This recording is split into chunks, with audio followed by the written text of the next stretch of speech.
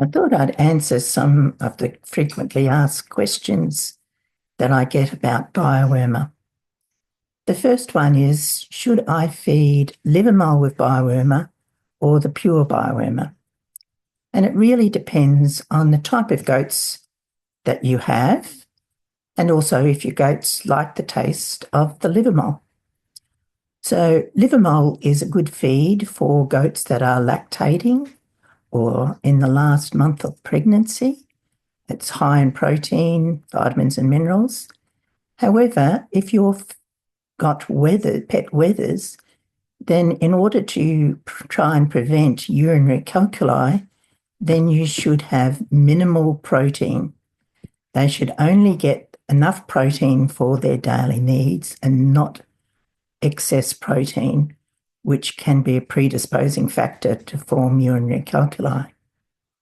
So it depends on the type of goats and it depends on their nutritional needs. Liver mole with BioWorma is available in produce merchants, and the pure BioWorma is only sold through veterinarians. So how much do you need to feed and how often? It should be fed daily, apart from when it's too cold or too dry for the worm eggs to hatch, and hence there's no larva for the fungus to eat. So basically feeding it daily. And how much? Well, the dose is 3 grams of the pure BioWorma for a 50 kilo goat. And what does this mean in practice? Well, a small kid or a little mini wether of 25 kilos would get around half a teaspoon, though it's always best to weigh the dose. And you can buy little scales for $25, $30 that can weigh grams. A 50 kilo goat would get 3 grams, and a 100 kilo great big dairy goat would get 6 grams a day. Now you can just add it to their feed. Wethers, however, should not get grain mix daily, or if they do get grain, then they should get very minimal amounts. So for wethers, it's best to feed the pure BioWorma and to have that coating some wet slices of their favourite treat. Now that might be sliced carrot, sliced pumpkin, or some slices of apple, or whatever you want to hide the BioWorma in. It doesn't have a strong smell and it's a very tiny amount, so it's easy to hide in a treat. The next question I get is, can I mix up the day's feed and then feed it out to all the goats in a trough? And the answer is yes, so long as you've got enough trough space so everyone gets an equal chance of getting their grain ration or their chaff ration with the BioWorma added. So let's say, for example, you've got 4 50-kilo goats and you've got 2 kids of 25 kilos. So that's a total of 250 kilos of goat. So you're going to need 15 grams of BioWorma added to their daily feed. And you can feed that out in a trough, or if you're using big buckets, make sure there's enough bucket so that each kid and each goat gets an equal chance to eat their ration. Okay. So the next question I get asked is, can a goat get overdosed with BioWorma? And the answer is no. You're just feeding the goat so that the fungal spores come out in the manure. Fungal spores hatch in the manure, they lasso and they eat the worm larvae as it's just hatched in the manure. So it doesn't get absorbed by the goat, and so it doesn't get there's no chance whatsoever of any overdose. And the good news is that there is also, because it's not absorbed, there's no meat withholding period and there's no milk withholding period. So it's one of the few things you can do if you've got goats being used for human consumption and you're trying to control worms. Most of the worm drenches, apart from two, can't be used in goats whose milk is used for human consumption. But BioWorma can be fed daily and there's no milk withholding period. So will it kill the worms already inside the goat? And the answer is no. It's just going straight through, hatching in the manure. So if the goats already have a worm burden, then it's not going to be affected by the BioWorma being fed. However, those worms are not going to be producing viable worm larvae because the vast majority of those worm larvae are getting killed in the manure before they can exit the manure pellets because of the fungal spores. The other question I get asked is, should I be spreading that manure around the pasture to try and spread the fungus? And the answer is no, that's not going to work. Neither is spraying the BioWorma on the pasture. You need a really massive dose of those fungal spores to kill the worm larvae. So that's not going to help. So it's not worth your time to do. The other question I got is, now I'm feeding BioWorma, how long until it takes effect? Because you're only killing the worm larvae in the manure and you're not killing the worm larvae that is already on the pasture, then you're going to have to wait for those worm larvae on the pasture to die off. And this is going to take about 2 months in summer and about 6 months in winter. Remember that even snow is not going to kill that worm larvae. Snow will stop the eggs from hatching, but it won't kill the worm larvae. So they can survive a long time in winter, even with heavy frosts or even snow. So you have to feed it at least 2 months before you start to get an effect.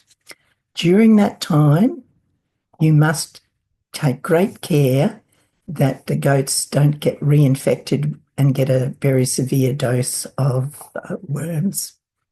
So you should use the 5-point check.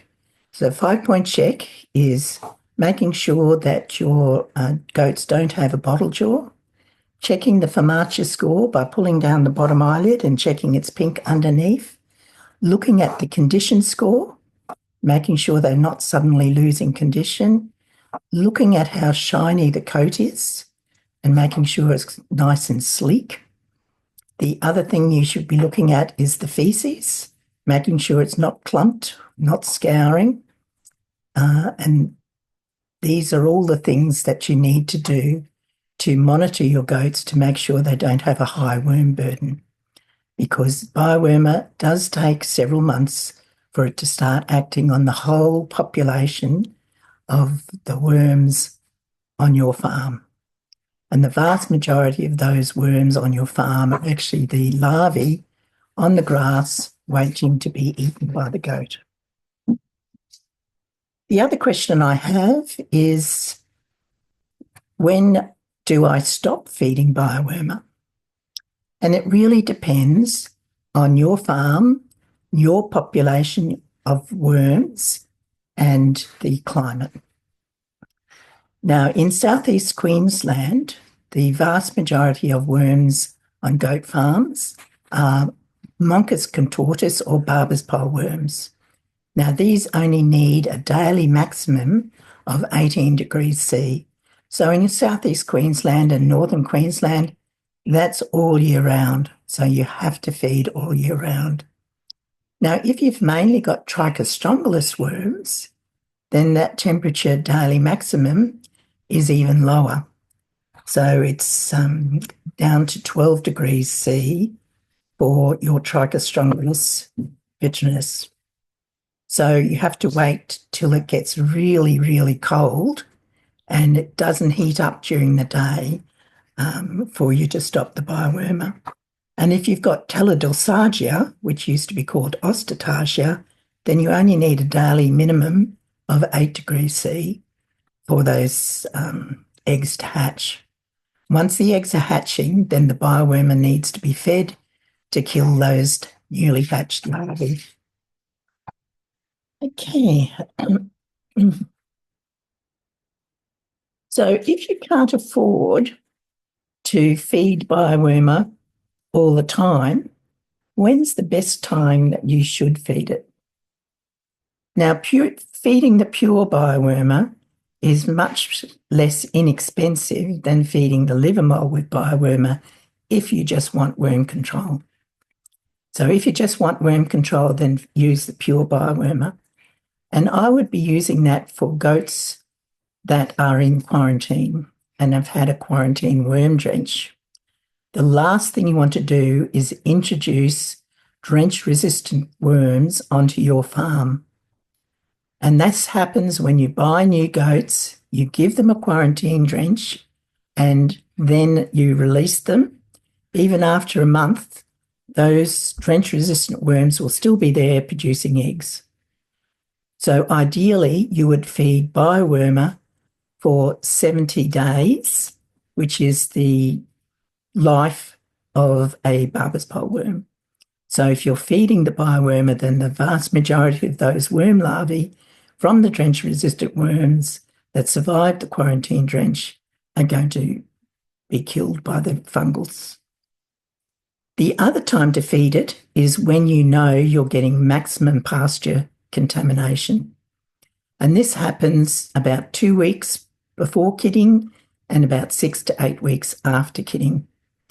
The worms respond to the hormones in the pregnant and newly kidded doe, and they start producing lots and lots of eggs in order to reinfect the next generation of kids.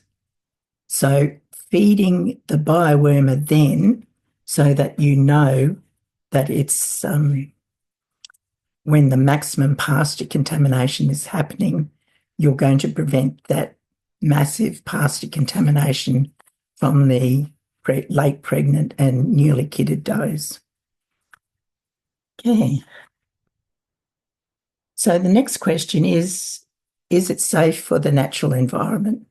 It won't kill dung beetles. It won't kill earthworms. The fungus is actually a natural fungus found all over the world, and it's just fed in massive doses. So it's a natural product.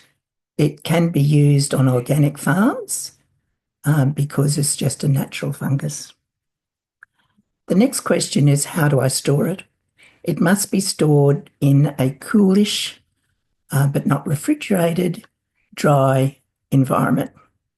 So this means if you're making up treat balls for your goats to give them their dose of biowormer, you can't make up a week's supply and keep them in the fridge. You must make up those treats fresh every day because the treats must have dry fungus spores in it. So you can't let them get wet. So it must be kept dry.